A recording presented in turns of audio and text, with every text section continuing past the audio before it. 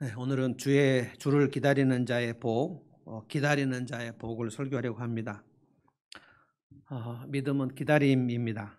오늘 이 말씀 우리에게 중요한 말씀이라는 생각이 듭니다. 요즘같이 주님을 기다리는 마음이 간절한 적이 없습니다. 기다린다는 것은 갈망이라고도 합니다. 갈망, 갈급. 시편 40편에 보면 다윗이 이런 말을 했습니다. 내가 여호와를 기다리고 기다렸더니 그분을 신뢰하고 그분이 나를 포기하시지 않았을 거다. 그분이 나를 버리지 않았을 거다. 이것이 사실 복음이거든요. 복음은 하나님은 나를 사랑하신다. 하나님 나를 사랑하시기 때문에 예수님을 보내셨죠.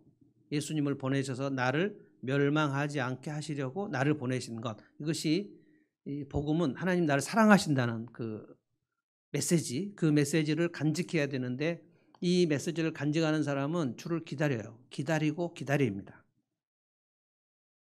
그런데 다윗이 주님을 기다린다고 했을 때 단지 앉아서 그냥 수동적으로 시간이 흐르도록 가만히 앉아서 망연자실 기다리는 건 아닙니다. 뭐라고 그랬냐면 내가 부르짖었을 때 주께서 귀를 기울이셨다고 했습니다. 이게 시편 40편인데요.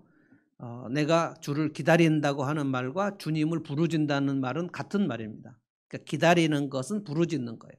그러면 무슨 일이 납니까? 내가 깊은 수렁과 웅덩이에 빠졌는데 주께서 나를 끌어올려 주셨다. 이것이 다윗의 고백입니다. 오늘 이사야 30장 이 말씀은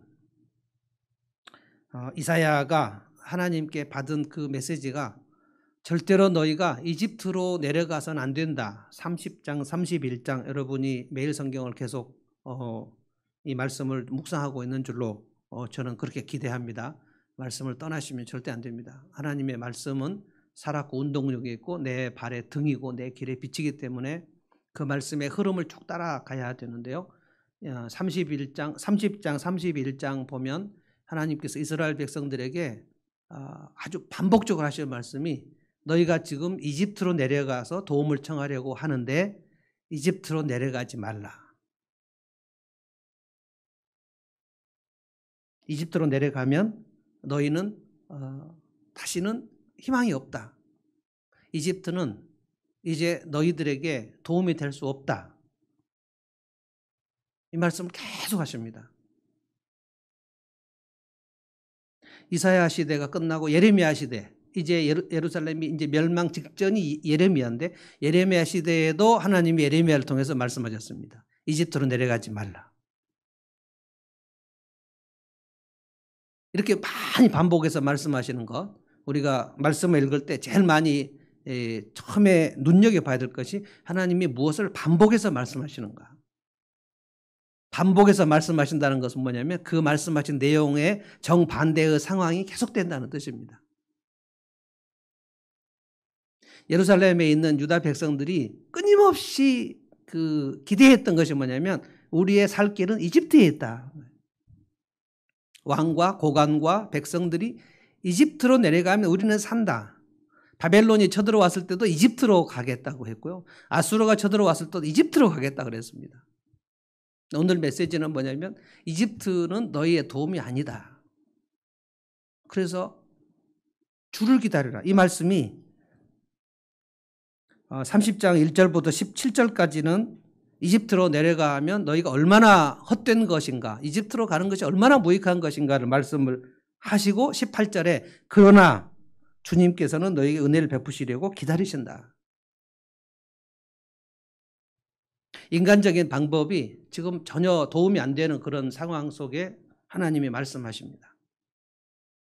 이때가 아하스, 히스기야, 그리고 므낫세, 아몬, 요시야, 여호야김, 여호아하스, 시드기야, 이 이스라엘의 마지막 몰락하는 그런 상황입니다. 저는 오늘 이 말씀이 얼마나 우리 한국 교회 그리고 한국 상황이 얼마나 중요한가. 우리가 지금 매우 위태로운 경계선에 지금 놓여 있습니다. 방역 당국은 지금 우리나라가 이번 주말과 이제 내일부터 시작되는 그런 한 주 매우 위험하다. 정은경 본부장의 그 얼굴이 아주 심각합니다. 그런데 두 가지가 위험합니다. 지난 8.15 광화문 집회 이후 저는 코로나가 8.15 광화문 집회 이전과 이후로 분기점이 되었다고 생각이 듭니다. 저는 방역 전문가는 아니지만 이런 생각이 들고, 그리고 최근 한국 교회의 상황은 전광훈 이전과 이후로 분기점이다, 이런 생각이 듭니다. 8.15 광화문 집회 갔던 분들이 광화문 집회에 갔다는 사실, 그리고 방역 당국의 검진을 받으라는 그 일들, 그것을 지금 다 그렇진 않지만 많이들 거부하고 있습니다. 방역 당국에 협조를 하면 우리가 지는 걸로 생각을 하고 있어요. 매우 위태로운 상황입니다. 그래서 명단이 다 파악이 안 되고 있습니다. 검사를 받는 것을 패배하는 거로, 검사를 받지 않는 것을 승리하는 것으로, 이렇게 지금 하고 있는 이 구조가 매우 위태로운 구조라는 거예요. 방역은 방역으로 풀어야 되는데 방역을 믿음으로 풀거나 방역을 정치로 풀면 아주 복잡해지는데 지금 우리는 그런 상황입니다. 그래서 방역 당국에서 우리 나라 사회적 거리두기 2단계로 지금 들어갔고 아마도 3단계로 들어가게 되지 않을까 하는 생각이 드는데요. 그래서 이제 방역 당국 2단계의 발표는 뭐냐면은 우리 모든 종교시설의 예배를 비대면으로 해달라. 그런데 참 심각한 사실은 이제 비대면 예배를 수용할 수 없다. 부산 기독교 연합회는 거부를 발표했습니다. 또 충남에서도 거부를 발표했습니다. 우리는 현장 예배를 드리는 것을 믿음으로 고수하겠다. 그러니까 비대면 예배를 기독교 탄압이라고 보는 그 인식, 이것이 매우 지금 위험한 상황입니다. 이 인식이 위험합니다. 왜냐하면은 그렇게 생각을 하게 되면, 교회가 비대면 예배를 탄압으로 생각하게 되면 그러면 대한민국 사회에서 기독교를 볼 때 전광훈과 신천지와 한국교회를 같이 보게 되어버립니다. 그것은 한국교회의 전도와 영혼구원의 치명적인 상황입니다. 그런데 지금 이와 같은 시간으로 흘러가고 있습니다. 지금 이사야 시대에는 아수르 군대의 큰 위협 속에서 하나님이 지금 이사야 30장 31장 말씀을 하셨고요. 오늘 우리의 위기는 코로나 바이러스의 위험과 동시에 비상식적 기독교의 무차별 확산, 이것은 바이러스만큼이나 심각하고 위험합니다. 기독교와 사이비가 지금 분간이 안 되는 지경 속으로 우리는 들어갔습니다. 그래서 주님께서 오늘 주시는 말씀을 우리가 좀 심각한 상태에서 받을 필요가 있습니다. 주님을 기다리라는 거예요. 이집트로 도움을 청하러 내려가지 말라는 거예요. 이집트는 더 이상 너희를 도울 힘이 없다. 계속 말씀하십니다.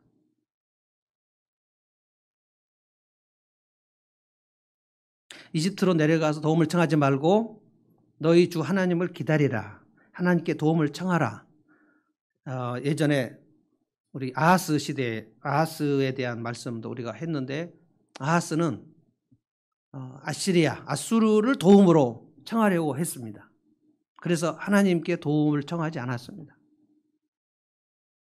이사야서를 계속 읽어보면 그냥 한 가지밖에 없어요. 계속 하나님은 이 말씀을 지겹지도 않은지 계속 하십니다. 이사야가 한 50여 년 사역을 한 것 같은데, 이사야가 50여 년 사역을 할 때 계속해서 한 얘기가 너희가 하나님을 의지하라는 거예요. 그러니까 이사야, 우리가 매일 성경을 읽으면 계속 하나님께서 하시는 말씀이 하나님을 의지하라는 거예요. 무슨 뜻입니까? 그만큼 하나님의 백성들이 하나님을 의지하지 않았다는 거예요.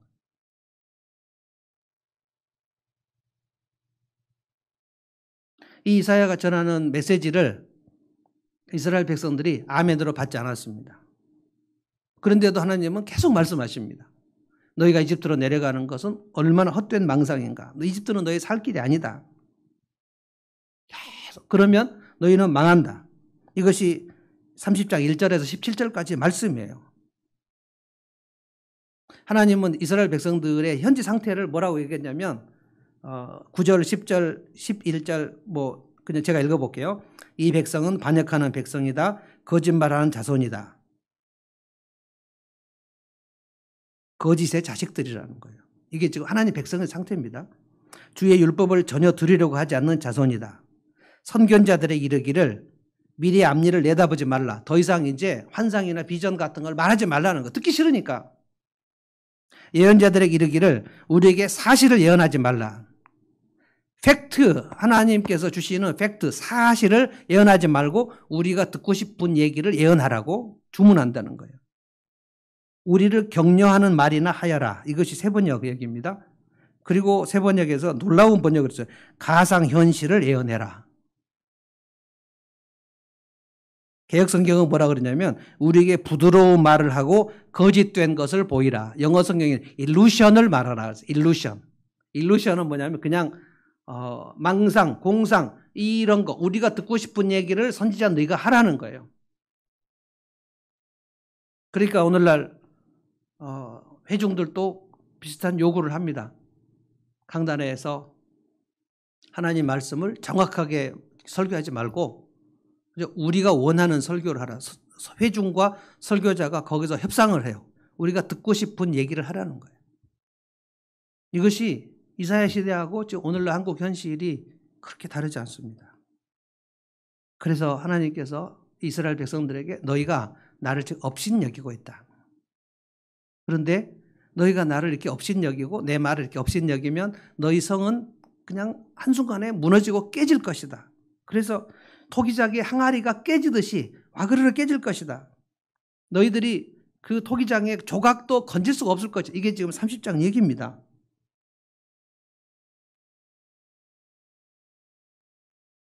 너희가 회개하고 하나님께 돌아오라 그랬더니 너희가 그렇게 안 하겠다고 말했다는 거예요. 16절에 우리는 그렇게 하지 않겠습니다. 우리는 차라리 말을 타고 도망가겠습니다. 이 말을 타고 어디로 도망갑니까? 이집트로 도망가겠다는 거예요. 그래, 너희들은 이집트로 도망가려고 하지. 그러면 너희들이 계속 도망다니는 삶을 살 것이다. 우리가 날쌘 말을 타고 달아나겠습니다. 라고 말한다는 거예요. 이집트 생각입니다. 이집트. 그러니까 하나님이 아니에요. 하나님의 백성들이 하나님이 내 살 길이라고 생각하지 않아요. 그런데 입술로는 하나님을 의지한다고 말하고 예배는 아주 번들하게 잘 드렸다는 거예요. 그래서 17절에 너희가 적군 1명을 보고도 1000명씩이나 도망가게 될 것이다. 굉장히 많이 도망다니는 삶을 살게 된다는 거예요. 하나님 의지하지 않으면 계속 이 말씀 하십니다.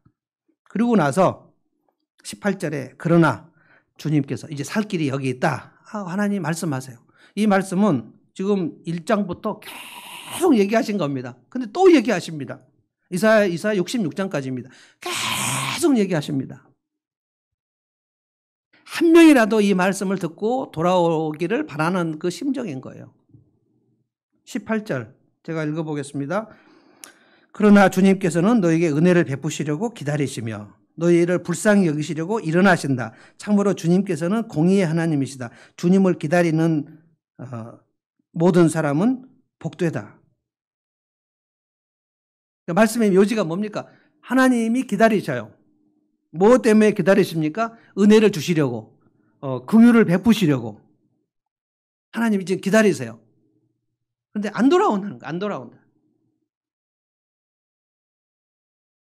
주님은 너에게 은혜를 베푸시려고 기다리신다. 기다리셨다가 주님께 돌아오는 사람을 보면 은혜를 베푸시겠다는 거예요. 그리고 불쌍히 여기시려고 일어나신다는 거예요. 일어나셔서.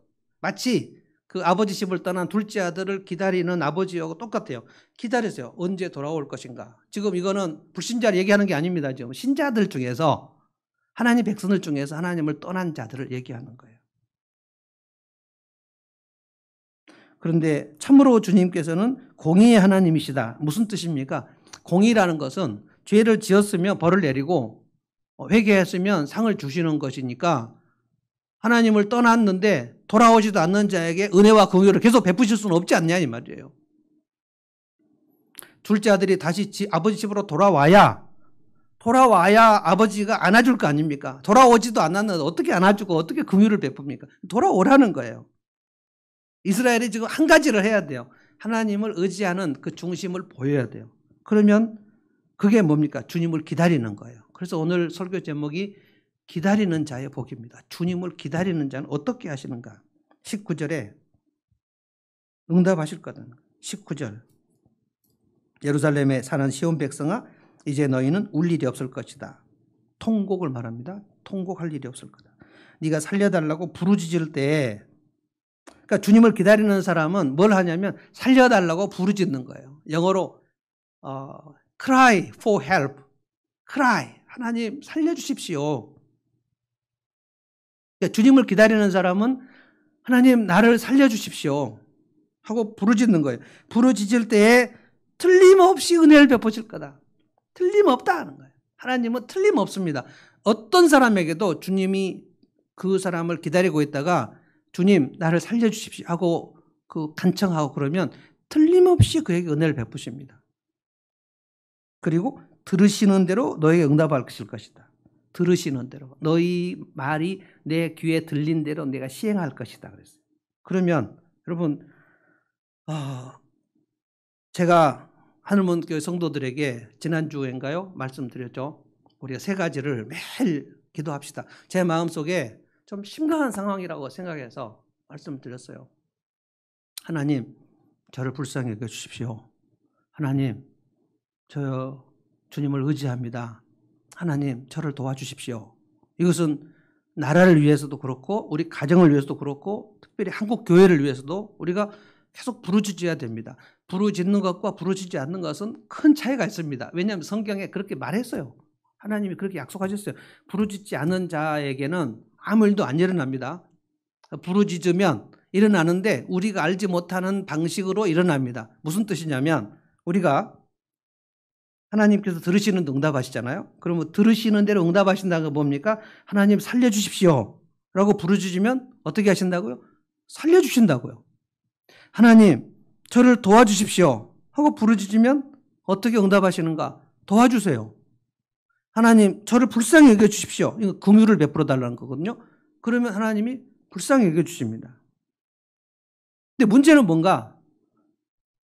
부르짖고 도와달라고 얘기하고 살려달라고 얘기하면 하나님이 틀림없이 응답을 하시는데 그것이 우리가 잘 알지 못하는 방식으로, 다시 말하면 하나님의 응답은 마치 기도를 하지 않아도 그냥 일이 이루어졌을 것 같은 방식으로 일이 이루어져요.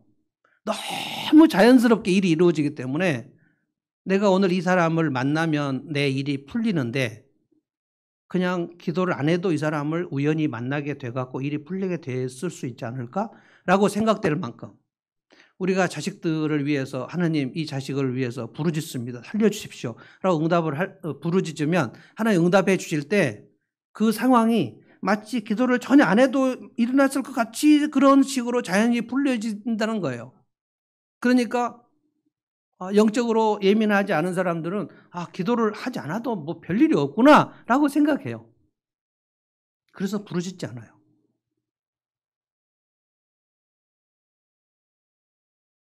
매일매일 조금씩 공부를 하는 학생과 매일 조금 10분 공부한다고 무슨 필요가 있겠어. 내가 영어 단어를 10분 10개 단어를 외우는 게 무슨 필요가 있겠어 라고 하는 학생과 3년이 지나고 5년이 지나면 엄청난 차이가 있습니다.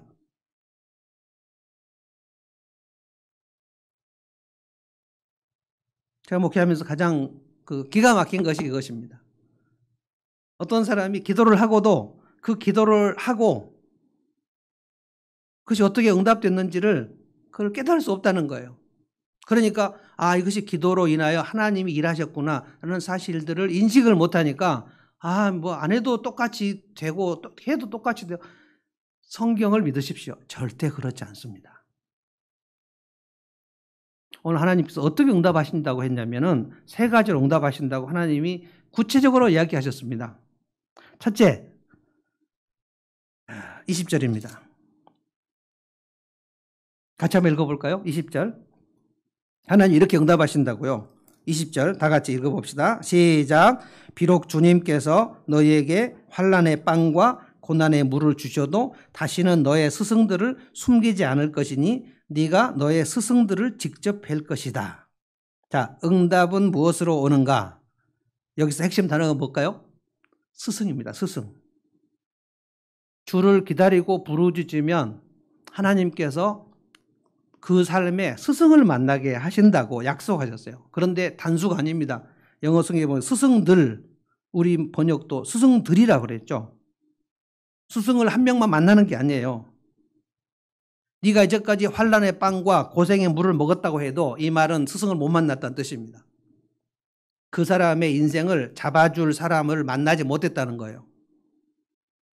이것을 예수님께서는 보혜사라는 말로 했습니다. 보혜사가 뭐냐면 가까이 있어서 계속 붙들면서 인도해주는 선생, 보혜사. 보호해주고 은혜를 베푸는 선생이 보혜사입니다. 영어로 원더풀 카운셀러. 이게 성령이시거든요. 여러분 이것을 믿으셔야 돼요. 하나님 나를 불쌍히 여겨주십시오. 나에게 은혜를 베풀어 주십시오. 나를 살려주십시오. 하고 간절하게 부르짖으면 하나님 어떻게 응답하시는가? 선생을 만나게 하신다는 거예요. 어디로 갈지, 어디로 가면 안 되는지 이것을 알려주는 스승을 만나게 하신다는 거예요. 29장에 읽어보면 하나님께서 예루살렘에 재앙을 내리실 때 가장 기이하고 기이한 일을 행할 것이다. 그 너희 예루살렘에서 지혜자가 없어지게 할 것이다. 지혜자의 지혜가 사라져버릴 것이다. 그러니까 어떤 사람에게도 물어볼 사람이 없게 되어버린다. 이게 하나님이 이스라엘에게 내리신 가장 큰 재앙 중에 하나입니다. 어떻게 살아야 되는지 물어볼 사람이 없어요. 저는 그렇게 말하는 사람 정말 많이 봤습니다. 제 인생에 내 인생을 물어볼 사람이 한 명도 없었어요. 라고 얘기하는 분들이 목사님들에게도 있고요. 성도들에게도 있어요. 요즘에 대학생들 설문조사하면 존경하는 교수님이 없다 그래요. 여러분 학생이 교수님을 존경할 사람이 없으면 사실 그 학생의 인생은 끝난 겁니다. 내 인생에 내가 따를 만한 사람이 한 명도 없었다.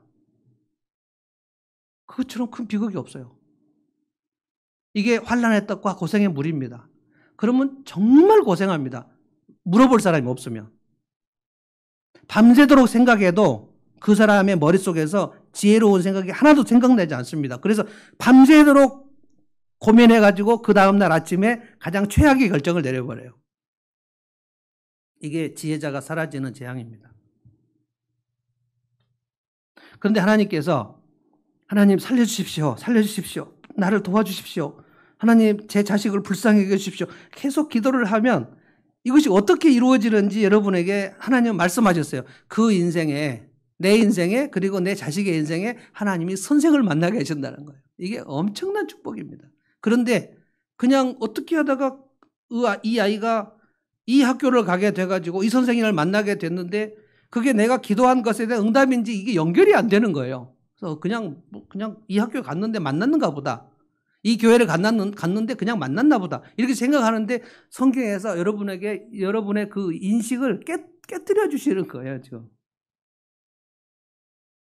21절을 제가 읽어보겠습니다. 네가 오른쪽이나 왼쪽으로 치우치려 하면 너의 뒤에서 이것이 바른 길이니 오른쪽으로 갈까 왼쪽으로 갈까 잘 모르겠는데 뒤에서 소리가 들린다는 거예요. 이것이 바른 길이다. 이 길로 가라 하는 소리가 네 귀에 들릴 것이다. 너 이리 가면 안 돼 라는 얘기를 누군가가 해주는 사람이 뒤에 있다는 거예요. 이 말을 해주지 않으면 그리 가면 절대로 안 되는 길인데 가죠. 그런데 정말 강팍한 사람들은 이리 가면 안 된다라고 얘기를 해도 그 말을 거부하고 그 길로 가죠.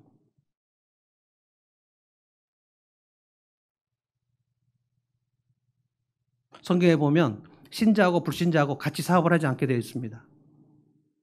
신자하고 불신자하고 같이 결혼하지 않게 되어 있습니다. 이것이 원리입니다. 그런데 내 욕심이 앞서면 신자하고 불신자가 같이 사업을 하겠죠. 이 불신자가 굉장히 많은 돈을 가지고 있으면 같이 동업을 하겠죠.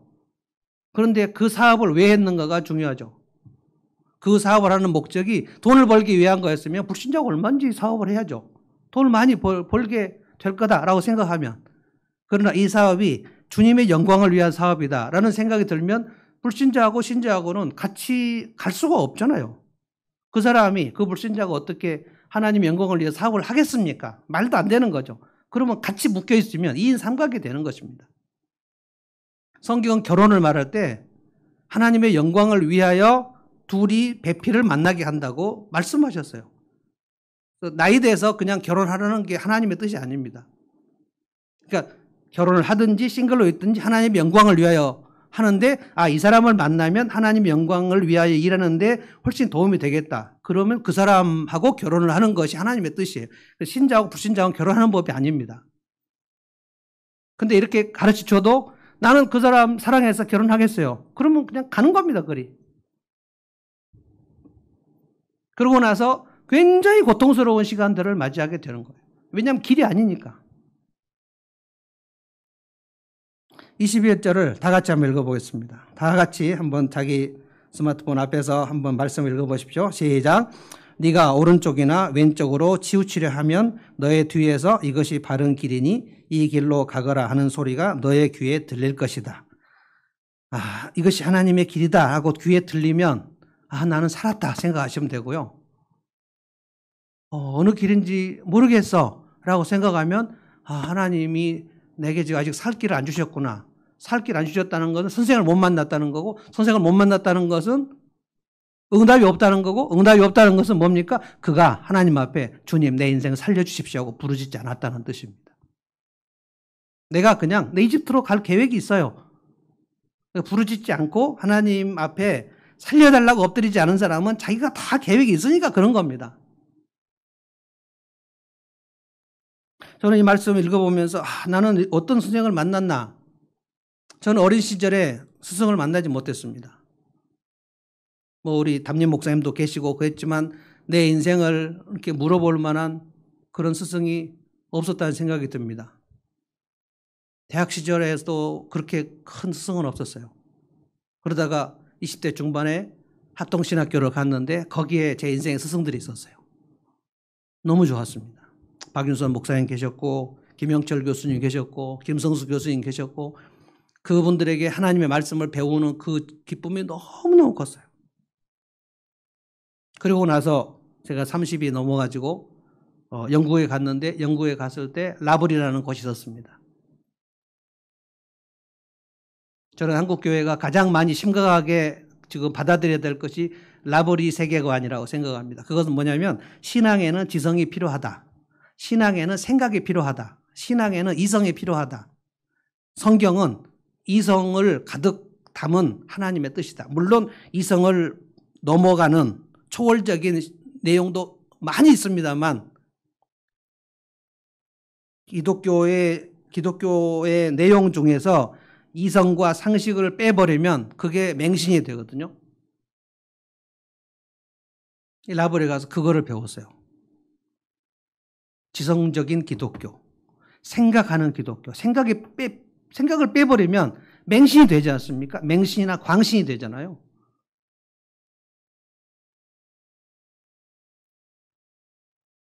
라브리에서 그것을 배웠어요.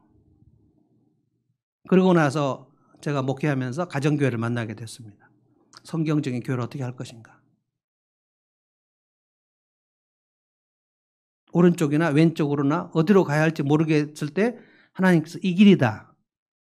합동신학교, 라브리, 가정교회. 여러분이 제게서 듣고 있는 모든 메시지는 성경을 이 세계로 버무려 놓은 말씀을 여러분이 듣는 겁니다.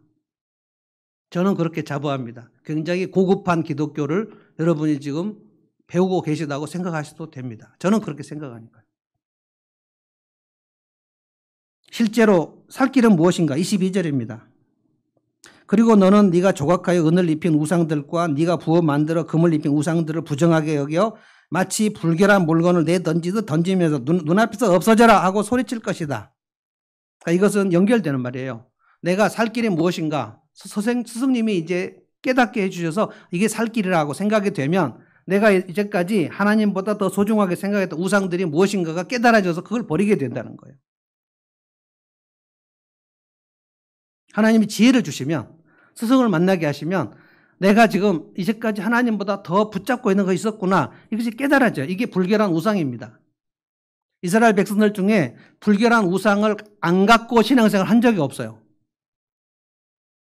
40년 동안 광야 생활할 때 이스라엘 백성은 다 자기 우상들을 가지고 출애굽해서 광야 생활을 했습니다. 야곱이 베델로 올라갈 때 모든 자녀들에게 얘기했습니다. 우리가 가지고 있는 우상들을 다 버리고 하나님께 가서 구하자라고 얘기했습니다. 그러니까 야곱은 형에서 만나고 난 이후에도 계속해서 자기 가족에게 그 가족들 모두가 자기가 점치는 우상들을 가지고 하나님을 섬겼어요. 신자들이 하나님보다 더 사랑하고 더 집중하는 것을 안 가지고 하나님만 내 인생의 중심은 하나님만이다 라고 하고 사는 신자들은 그렇게 많지 않습니다. 자기에게 하나님을 내가 믿지만 하나님보다 중요한 건 따로 있고 중심에 더 소중한 것은 있고 그냥 하나님을 이제 모셔서 이제 하나님과 우상을 더불어 섬기다가 진짜 스승을 만나게 돼서 이것이 바른 길이다 라는 말씀이 깨우침이 있으면 내가 하나님보다 더 사랑한 게 있었구나.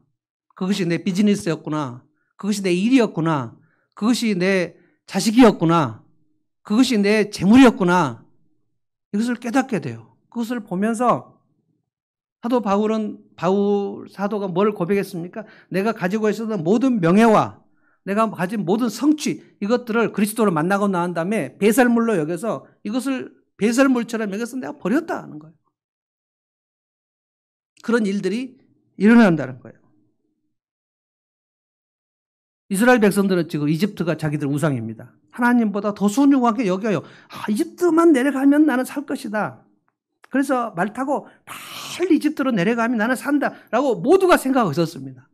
아니라는 거예요. 너는 그게 살 길이 아니다. 하나님께서. 두 번째로 주님을 기다리면 23절부터 25절까지 뭔가 이거는 수확입니다. 수확.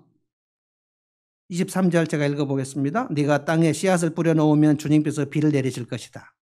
이거는 신명기에 나오는 축복을 다시 하나님께서 지금 아수르의 침략에 지금 예루살렘이 기근이 드는 상황에서 말씀하시는 거예요. 기적이 일어날 수 있다는 거예요. 다시 어떻게 수확이 옵니까? 땅에 씨앗을 뿌려놓으면 그 다음에 주님께서 뭘 내리신다고요? 비를 내리셔요. 다시 하늘을 열어주실 것이다. 주님 살려주십시오. 주님 저를 도와주십시오. 저를 불쌍히 여겨주십시오. 할 것이 그거밖에 없을 때는 그것만 하는 거예요. 그런데 그렇게 주를 기다리는 백성들에게는 틀림없이 은혜를 베푸시는데 다시 비를 내려주실 것이다. 다시 비를 내려주실 것이다. 그러면 그 땅에서 실하고 기름진 곡식이 날 것이다. 근데 저는 이 말씀 23절, 24절 읽으면서 정말 이렇게 세심하게 말씀하셨구나. 23절 후반절부터 24절까지는 뭘 얘기하신지 아세요? 가축 얘기하세요. 너가 지금 키우고 있는 가축의 상황에 대해서 얘기하셨어요. 어떻게 상황을 얘기하셨습니까? 네 가축이 넓게 트인 목장에서 풀을 뜯어 먹을 것이다. 네가 가축이 너의 양들이 너의 소나 나귀가 무엇을 먹어야 할지를 하나님께서 지금 배려하신다는 거예요. 24절 보면 정말 이 정도까지인가? 하나님이 우리를 얼마나 긍휼을 베푸시려고 하시는지를 알 수 있는 대목입니다. 24절 밭 가는 소와 나귀도 아무거나 먹지 않고 그럼 어떤 느낌이 듭니까? 너의 가축들이 아무거나 먹지 않게 하겠다는 거예요. 키와 부삽으로 까부르고 간을 맞춘 사료를 먹을 것이다. 하나님이 우리의 가축들이 먹는 사료 품질까지를 결정하시겠다는 거예요. 아무거나 먹지 않겠다는 거예요. 여러분 너의 가축을 그렇게 아무거나 먹지 않게 배려하신다고 한다면 하물며 너의 자식들은 어떻게 하시겠습니까? 하나님이 주를 기다리는 자의 백성의 자식들은 신경을 쓰신다? 안 쓰신다? 여기 계신 분 한번 대답해 보세요. 신경 쓰신다. 엄청 쓰신다. 우리 부모들보다 훨씬 더 신경을 쓰신다. 어떻게 하면? 부모가 하나님 우리 자식 불쌍히 여겨주십시오 하고 기도하면 신경 쓰셔서 우리 자식들이 먹을 밥상 아무거나 먹지 않게 그가 살아가면서 그 인생에서 어떤 반찬을 먹을 것인가 하나님께서 다 배려하시겠다는 거예요. 지금 여기 소, 나귀, 가축 얘기했어요. 가축. 여기에는 너의 자식들이 어떻게 된다는 것을 다 포함하는 거 아닙니까? 내 집에서 키우는 소, 나귀, 개 고양이, 이 사료들을 하나님께서 그 품질을 세심하게 돌보실 것이다. 어느 정도로 풍성할까를 지금 얘기하시는 겁니다. 저는 그래서 그냥 딱 한 가지밖에 없다는 생각이 들어요. 그냥 시간을 내십시오. 시간을 내셔서, 그러니까 누가 하든지 안 하든지 하나님께 성도 여러분, 시간을 내셔서 이 기도를 하십시오. 하나님, 저를 불쌍히 여겨주십시오. 하나님, 이 나라를 불쌍히 여겨주십시오. 하나님, 우리 자녀를 불쌍히 여겨주십시오. 주님, 이 자녀의 앞길을 살려주십시오. 하나님밖에 대안이 없습니다. 불쌍히 여겨주십시오. 그냥 기도를 잘 못하겠으면 그 얘기만 계속 반복하세요. 하나님께서 왜 그런 걸 쓸데없이 반복하냐? 이거를 중언부언이라고 하지 않습니다. 중언부언이라는 건 한 얘기 또 한다, 한 얘기 또 한다는 뜻이 아닙니다. 아무 뜻 없이, 생각 없이 짓거리기만 한다는 뜻입니다. 주문 외우듯이. 그건 중언부언이 아닙니다. 하나님 도와주십시오. 하나님 불쌍히 여겨주십시오. 어느 정도로 하나님은 또 신경 쓰시냐면 25절에 큰 살육이 일어나고 성의 탑들이 무너지는 날에 다 망해도 너희에게는 높은 산과 솟은 언덕마다 개울과 시냇물이 흐를 것이다.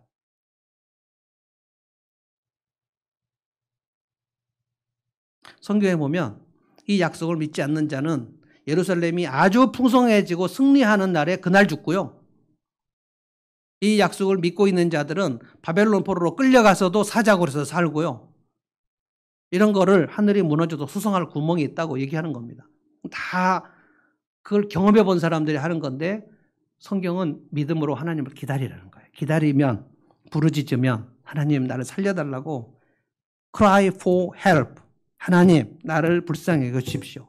이 자세로 하나님께 나가는 사람과 나가지 않는 사람은 큰 차이가 있을 것입니다.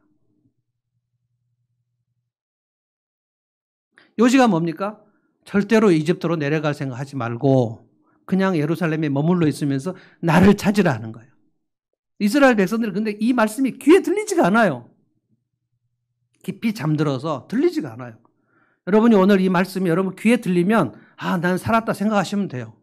이 말씀이 귀에 안 들리면 아, 그냥 우리 배 목사님 한 얘기 또 하고 한 얘기 또 하는구나. 지난번에 또 기도하라 그러더니 또 기도하라 그러네. 아, 무슨 일이 생기겠어? 아, 그냥 그거는 설교 시간에 하시는 얘기겠지라고 생각이 되면 여러분의 인생은 망한 겁니다.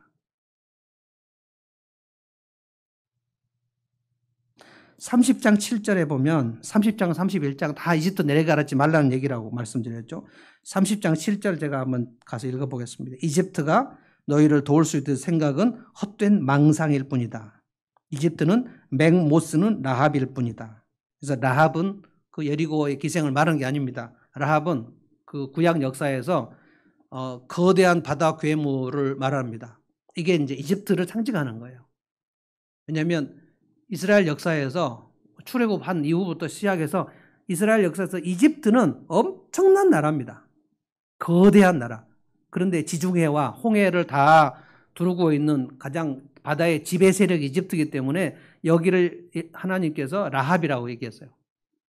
그런데 지금 라합이 어떻게 됐다고요? 맥을 못 쓰는 라합이다. 맥 못 추는 라합이 됐다. 힘이 없다. NIV 성경에는 do nothing 라합 이렇게 됐어요. 아무것도 할 수 없는 라합이다. 그런 헛된 부지깽이가 어떤 이집트에다가 소망을 두지 말라는 거예요. 그냥 네 생각대로 살지 말라는 거예요. 그리고 세 번째, 주님을 기다리는 자에게 26절입니다. 저는 26절 읽으면서 야, 하나님은 진짜 이렇게 하시는구나. 다 같이 한번 읽어보겠습니다. 30장 26절 마지막입니다. 다 같이 읽어봅시다. 시작.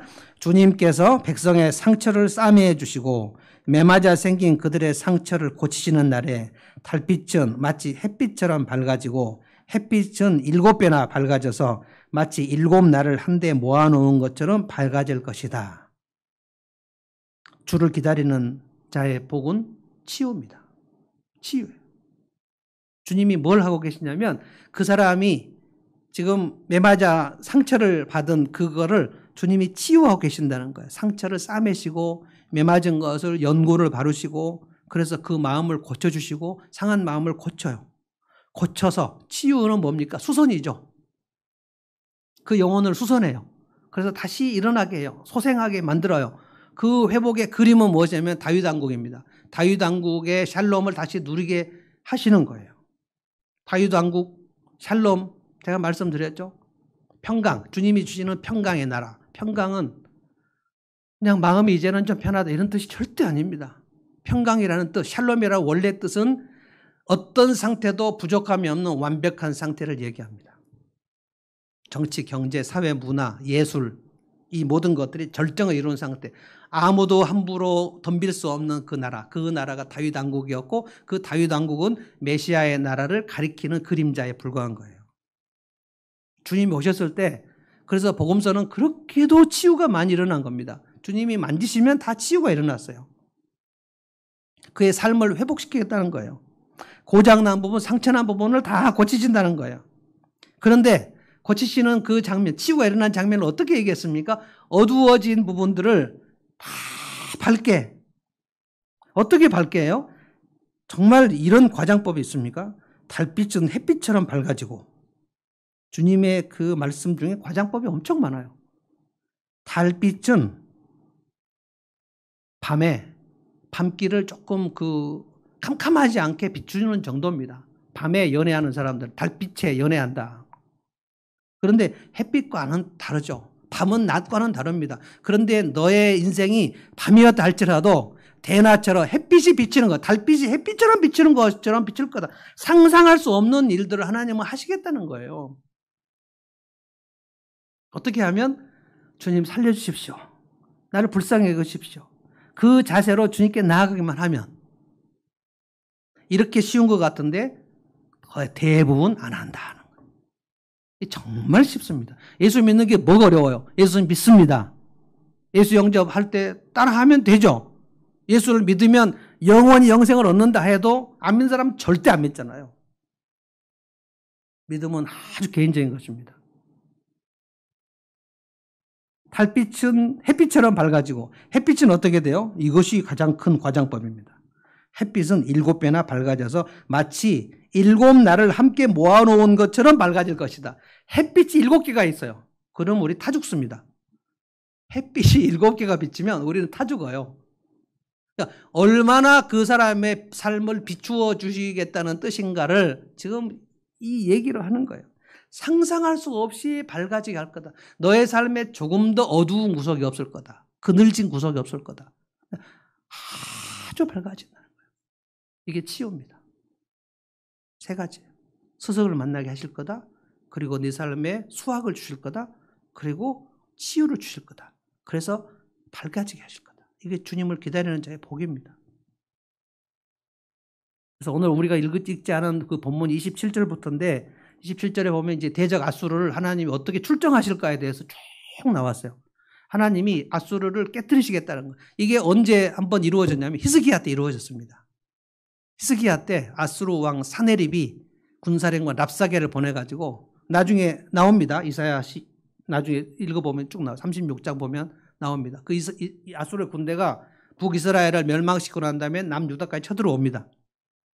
그 당시 아수르는 이집트하고 비교가 되지 않을 만큼 강대한 제국이에요. 지금 미국과 영국과 독일, 프랑스를 합친 정도의 그 엄청난 세계 제국입니다. 그 세계 제국이 이제 예루살렘 고 하나를 먹으려고 왔어요. 아하스 때도 왔습니다. 그런데 히스기야 때도 또 왔습니다. 그날 히스기야가 얼마나 두려웠냐면 여인이 아기를 낳아야 될 때가 됐는데 다리에 힘이 없어서 해산할 힘이 없다. 너무 힘이 없었어. 무력한 왕. 그런데 백성들 앞에 얘기했습니다.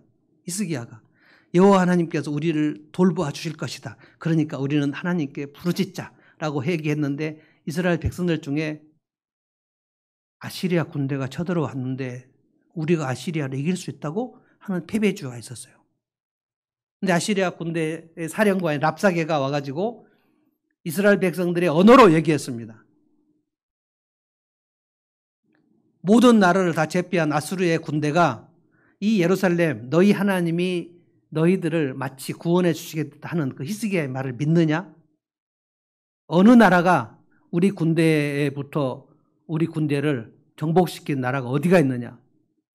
막 큰 소리로 얘기해요. 근데 유다 방언으로 얘기했다 그랬어요. 그래서 히스기야의 대신들이 성 밖으로 나갑니다. 나가가지고 얘기해요. 사령관님, 아수르의 사령관에게 부탁해요. 알겠는데 제발 유다 방언으로만 말하지 말아주십시오. 우리 백성들이 다 듣습니다. 너무너무 우리가 지금 참담한데 그냥 아수르 말로 해주시면 안 됩니까? 라고 부탁을 해요. 랍사게가 비웃으면서 얘기합니다. 말도 안 되는 소리. 너희들의 수치를 너희 백성과 왕이 다 들으라고 얘기하는 거고 너희 대변과 소변을 함께 먹어야 되는 거 아니냐? 라고 얘기합니다. 그때 히스기야가 왕궁에서 그 얘기를 다 들어요. 참담하기 짝이 없어요. 자기가 백성들에게 여호와 하나님이 우리를 구원하신다고 얘기했는데 근데 아수르의 사령관이 와가지고 그 말을 너희가 믿느냐? 쩌렁쩌렁 울리게 온 백성에 들리게 유다 방언으로 얘기를 해버려요. 그래서 히스기야가 그 랍사게가 보낸 그 편지를 들고 이사야 선지자를 부릅니다. 선지자, 우리 함께 기도 좀 하면 좋겠다.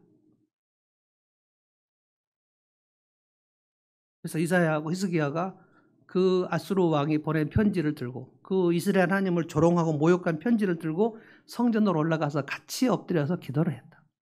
기도했어요. 하나님, 이 편지를 보십시오. 하나님을 이렇게 능욕하는 저 아수르 왕을 우리가 대적할 힘이 없습니다. 어떻게 해야 될지를 모르겠습니다. 여러분, 기도는 뭡니까? 주님, 내가 어떻게 해야 될지를 모르겠습니다. 지금 우리가 이 상황에서 할 수 있는 기도가 뭡니까? 우리가 어떻게 해야 될지 모르겠잖아요. 우리 한국교회가 주님, 우리가 어찌할 바를 모르겠습니다. 라는 그 기도가 나오게 하시려면 하나님은 그 상황으로 몰고 가시는 거예요. 저는 정광호 씨가 갑자기 우연히 튀어나온 사람이라고 생각하지 않습니다.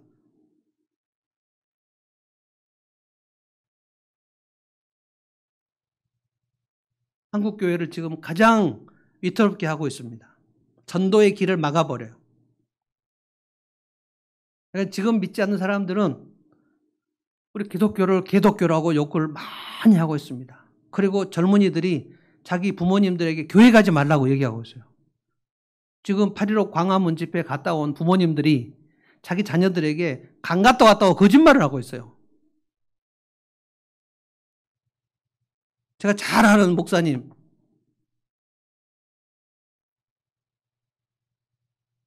그 부모님도 갔다 왔는데 안 갔다 왔다고. 그래서 음성인가 양성인가 이것을 지금 검진을 할 수가 없는 상황 속으로 아주 안개적으로 들어가 버렸습니다. 우리는 아주 어렵게 됐습니다. 히스기야의 시대하고 똑같이 되어버렸어요. 그들은 아수르의 군대의 포위가 되었지만 우리는 지금 코로나의 포위가 되었고 그리고 코로나보다 더 무서운 몰상식한 기독교의 포로가 되어버렸습니다. 상식이 빠진 기독교. 이거는 광신이고 맹신이죠. 근데 이게 한국교회의 현재 모습입니다. 우리가 어찌할 바를 알 수 없어요. 그래서 우리가 할 수 있는 게 한 가지밖에 없어요. 모여 기도하면 진짜 좋겠는데 지금 같으면 특별 기도회를 매일 모여서 하자고 할 판입니다. 그런데 이것도 할 수 없어요. 모여서 기도를 할 수 없어요. 그럼 어떻게 합니까? 여러분 각자 골방에서 각자 있는 회사의 복도에서 화장실에서 지하철 타고 가는 그 시간, 버스 타고 가는 그 시간, 여러분 운전해서 가는 홀로 승용차 안에 있는 그 시간, 이 기도를 여러분 끊임없이 해주시기 바랍니다. 하나님 불쌍히 여겨주십시오. 하나님 우리를 살려주십시오. 하나님 우리 전도의 길이 막히고 있습니다. 하나님 우리 자식들을 불쌍히 여겨주십시오. 우리가 문제가 아니에요. 우리 자식들은 이제 2030년, 2040년 되면 이제 이상기후로 인하여 엄청난 폭우가 쏟아지다가 엄청난 폭염이 쏟아지다가 기상 전문으로 하는 과학자들이 얘기합니다. 이 지구의 온난화를 1도, 2도, 3도 올라가면 엄청난 이상기온이 나오는데 2040년 되면 우리가 살 수 없는 그런 시간이 된다고 그래요. 저는 그렇게 해서 이 지구는 망할 것이라고 생각합니다. 그런데 갑자기 그날 되면 망하는 것이 아니라 점점 우리는 이 이상기후 때문에 굉장히 많이 시달릴 것입니다. 어떻게 할 방법이 없어요. 그래서 그냥 한 가지입니다. 남은 자들은 하나님 앞에 이제 우리가 무슨 시간을 정해서 모여서 어떻게 하자 이 말씀도 할 수 없기 때문에 이제 저는 여러분에게 권고합니다. 하실 분들은 하시고 하고 싶지 않으신 분들은 어쩔 수 없습니다. 그러나 목사로서 저는 얘기하고 싶습니다. 여러분, 우리나라와 한국교회와 하늘문교회와 우리의 가정과 우리의 자녀들과 우리의 후손들을 위해서 그냥 기도를 해야 돼요. 엎드려서 주님을 기다려야 돼요. 내가 여호와를 기다리고 기다렸더니 내 부르짖음을 여호와께 들으셨도다. 나를 기가 막힌 수렁과 웅덩에서 나를 끄집어내셨도다. 내 걸음을 견고케 하셨도다. 하나님은 우리에게 스승을 주십니다. 하나님은 우리에게 수확을 주신다고 하셨습니다. 하나님은 우리에게 치유를 하신다고 하셨습니다. 어두운 데를 밝게 달빛을 햇빛처럼 밝게 해주신다 그랬고 햇빛을 7배나 더 밝게 해준다고 약속을 하셨습니다. 이 약속을 믿는 사람들은 내일부터 하나님 불쌍히 여겨주십시오. 살려주십시오. 이렇게 기도하고 각 가정마다 하나님께서 어떻게 하시는가를 보십시다.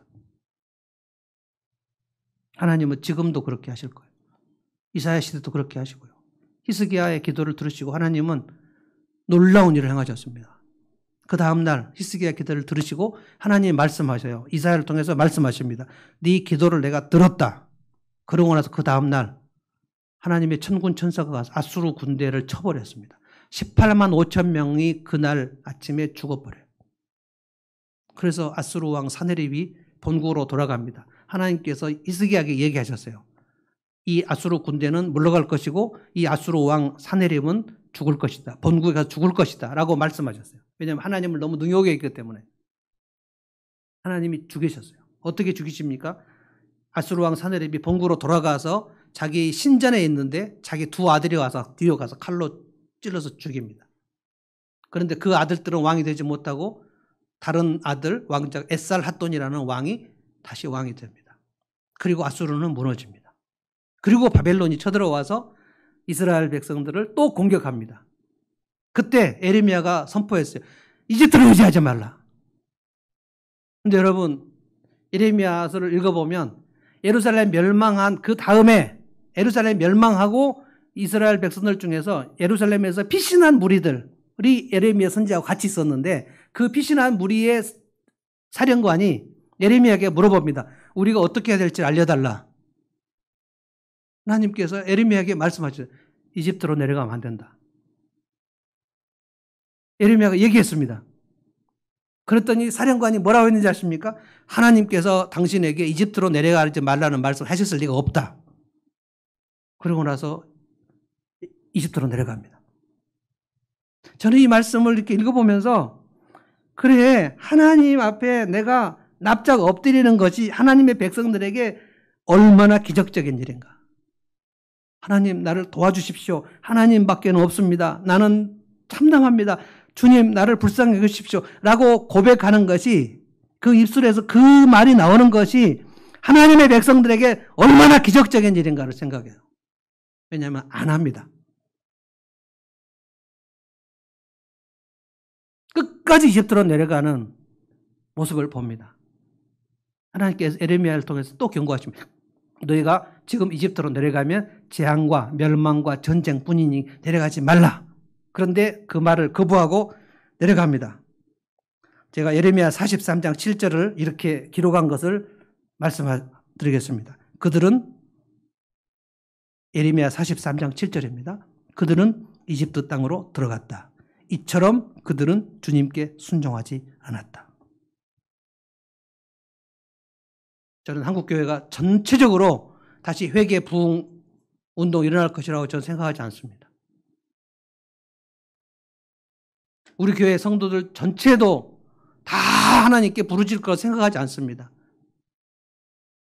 그러나 이 말씀을 듣고 여러분 귀에 이 말씀이 들리면 내일부터 여러분 결단하시기 바랍니다. 결단하시고 이 말씀 그대로 그래 내가 하나님께 살려달라고 한번 부르짖어보자. 이 나라를 위해서 부르짖어보자. 그리고 한국 교회를 위해서 부르짖어보자. 매우 위태롭습니다. 그리고 나와 우리 가정과 우리 자식들을 위해서 내가 부르짖어보자.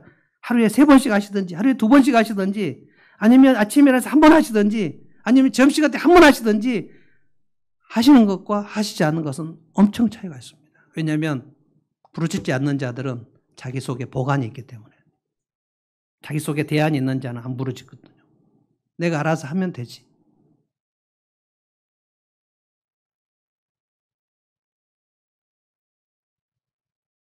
하나님의 약속이 스승입니다. 수학입니다. 치유입니다. 이 약속대로 하나님께서는 반드시 하실 거예요.